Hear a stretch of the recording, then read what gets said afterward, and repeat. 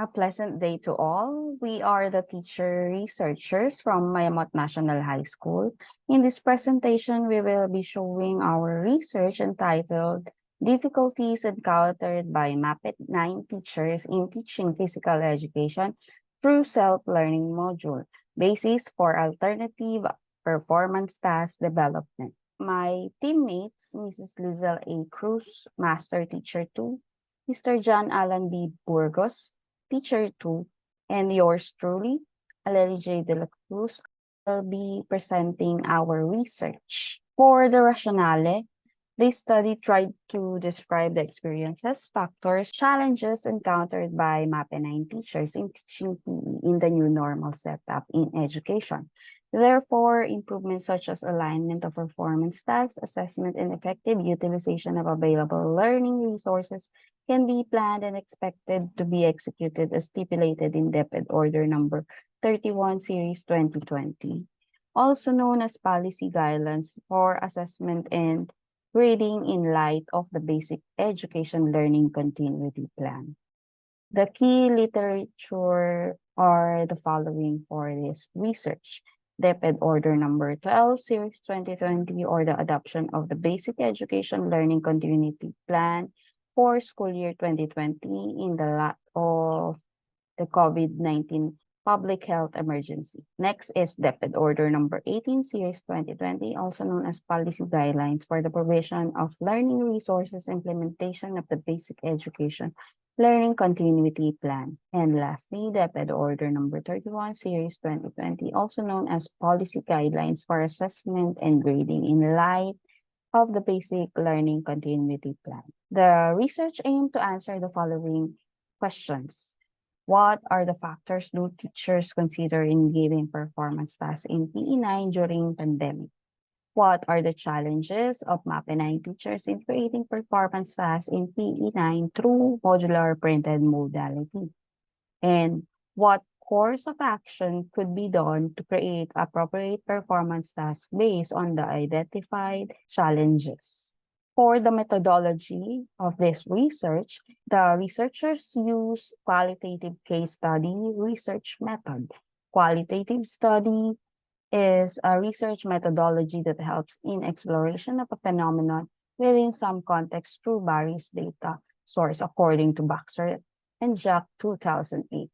Also, in this study, a questionnaire will be used to gather the information from the identified participants, and the data were interpreted through descriptive statistics and narrative analysis.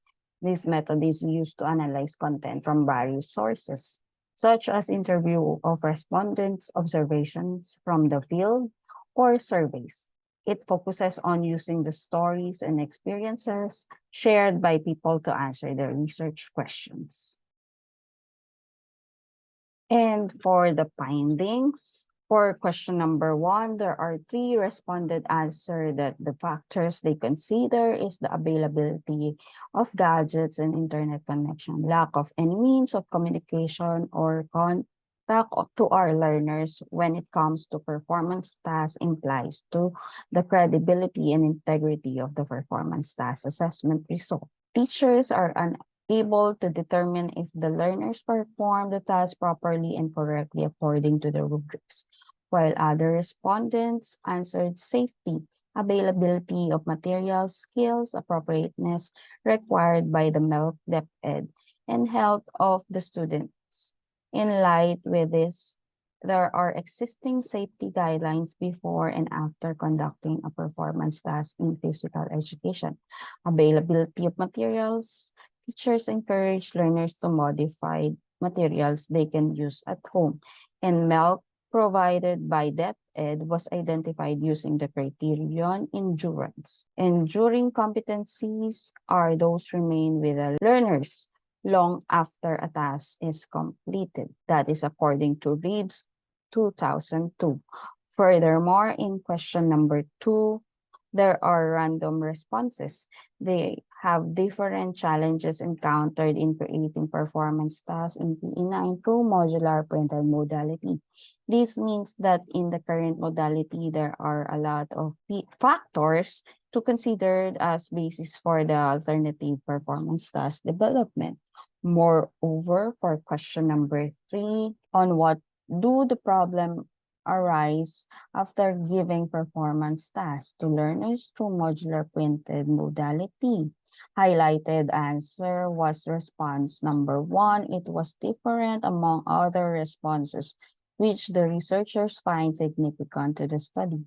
The researchers formulate an action plan to promulgate the utilization of alternative performance tasks. Here is the action plan flowchart, which use the IPO or input, process, and output. And for the conclusion, based on the findings, the following conclusion are arrived at.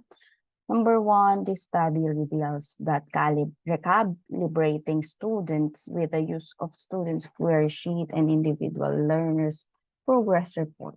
Number 2, this study reveals that constant communication is essential with the learning facilitators together with the MAPE teachers.